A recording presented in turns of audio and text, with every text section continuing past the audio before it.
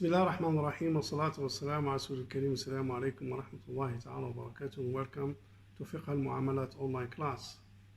And today's topic is the classifications of sales. We have mentioned before, as you know, the different types of clusters in Islamic finance, and one of them is the sales-based transactions, equity-based transactions, or a partnership transactions, so on and so forth. So we are starting with the first one, which is the trade-based. And of course, on the top of this is the al-bay' or sales, and we have provided some definitions. Then we provided different types of sales, the buyu' al-musawama or bargaining sales versus buyu' al-amana or sales based on a trust. And today we provide further classifications of the sales before we move to the first one, which is murabaha. So when it comes to the classification of sales, again, we have three major main classifications. The first one, which is the classifications based on the legitimacy of contract. And here the sales is divided into two, valid sales and invalid sales. Of course, the valid sales is could be on the contract itself, like for example, murabaha, and salam and istisna and so on and so forth, and could be understood the valid from the term and conditions pertaining to the specific contract, whereby there are some Sharia requirements that has been discussed earlier that should be observed in the validations of the sales contract. And opposite of to that is the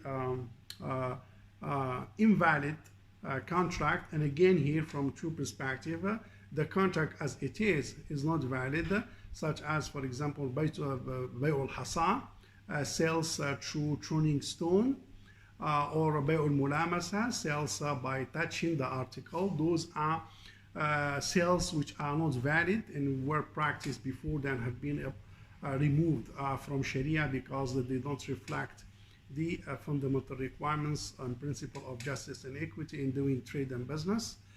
And also from the angle of a term and conditions, whereby some contract they have a compromise or they don't observe the term and condition. As a result of that, you may have an invalid contract. And of course, valid contract, which is what's called batil and fasid. There are some differences among the Sharia scholars, especially the Hanafi school of law and the Jumhur. I don't think it is a proper convenient time to go into that kind of debate among the Sharia scholars, but we can take it as at the high level. There is a valid contract and there is a invalid contract. Valid contract, so it's a contract that has been acknowledged by Sharia, at the same time fulfill the term conditions observed in the specific contract. Invalid contract, either it is not a valid contract, like for example interest, it is a contract but it is not valid, or a contract which compromise on the term and condition. As a result of that, it will lead to invalidations of this contract and have an impact on the subject matter. With regards to the impact, if it is a valid contract, the impact would be positive, whereby ownership will go to the buyer and the price goes to the sellers.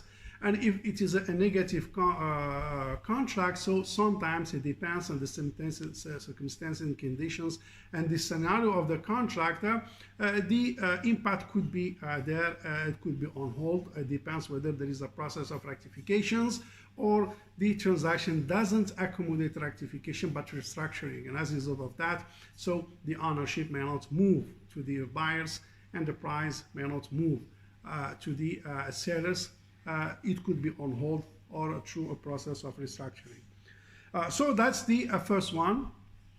This is just high-level descriptions on the classification, because later on, when we start with the first source and we go throughout the list, we will cover those contracts in details. But this is just classifications.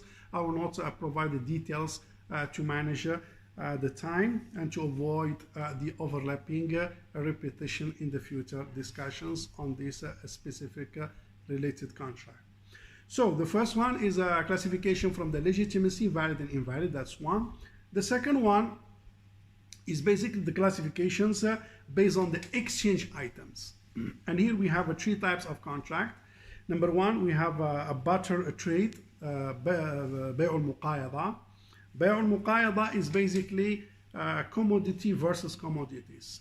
Commodity versus commodity. Like for example, barley versus sugar, rice versus TV, mobile versus computer, and potato versus pan, and so on and so forth. So we have assets and commodities to be exchanged each other. So this is, we call it barter trade, or بيع المقايضة, whereby the object is a commodity or an asset and the price is an asset and the commodity. And Sharia has a specific requirement on this. We'll talk about it later on, especially when it comes to the rabawi items, whereby you are free to transact among this commodity the way you like. But when it comes to the fourth rabawi item, because the other two are under the exchange contract, which is bay' al-sarf. So when it comes to the four commodities, which are basically barley and wheat, salt and dates, so you have to observe some specific rules, especially when it comes to the equality of the two commodities, if they are from the same kind, and the spot exchange as well, which is one of the requirements. Of course, we'll talk about that in details later on. So this is the first one, which is the barter trade, or bay' al-muqayada, whereby commodity versus commodity. The other type is basically the general sales. We call it bay' al-mutlaq. It's a normal sales, like you have, for example, one asset, one item, and you have money, one price. So basically it will be like money versus assets. So this is the normal sales. But the first one that we have highlighted before is basically barter trade, whereby you have an asset versus asset. So one of them is a subject, the other one is basically price. And the other one is basically the third classifications is forex, or bay' al-sarf. Forex or bay' al-sarf is like the price is currency, the subject matter is currency. Bay' al-sarf is money versus money. US versus Euro, Ringgit Malaysia versus Indonesian Rupiah, and Dirham Emirati versus Riyal Saudi, and it goes like this. So basically it's a currency versus currency. This one we call it bay' al-sarf, and there are some rules pertaining to bay' al-sarf. It has been clearly mentioned in the IOF standard number 1, and we'll talk about it later on into details. And one of the main requirements is basically observations of the spot when it comes to the exchange. That's one of the very crucial requirements when it comes to bay' al-sarf. So this is the second classifications. Again, it is transactions based on exchange contract. We have barter trade, normal sales, and we have bay' al-sarf, or forex. The third classifications of sales is the transactions based on a deferment. That deferment could be on the sales, could be on the price, and could be on the subject matter. So it is divided it's divided in three again categories. The first one is the sales. It's a normal sales. Again, you have items versus price. Both are present, so there is no deferment. Because this is classifications with regard to the deferment, meaning whether there is a deferment or not. And if there is a deferment, is the deferment on the price or on the commodity? That's the classification. So the first one is basically the deferments. There is no deferment at all. So assets and price both are present. So that's normal sales. Now the second classification is bay' bil-thaman ajil, sales by deferred payments, which means that the asset is present, you take it now, but the price you will take it later on. So it is a deferred payment.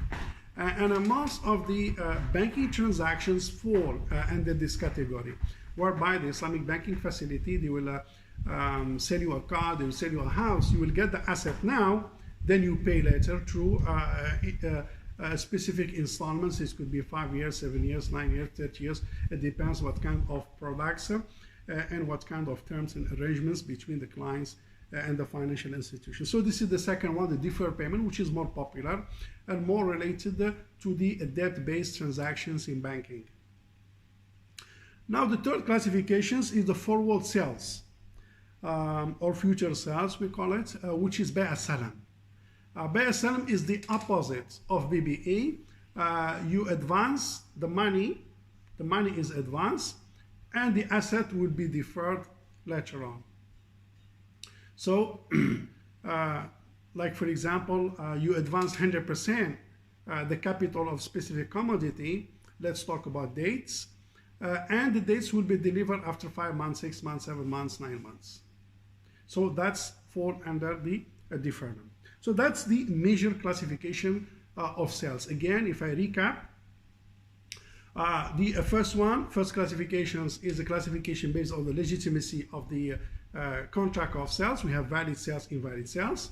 Second classification is a classification based on the exchange items. We have normal sales, and we have a barter trade, or bay' al-muqayada, commodity versus commodity, and we have bay' al-sarf or forex, cash or currency versus currency, money versus money.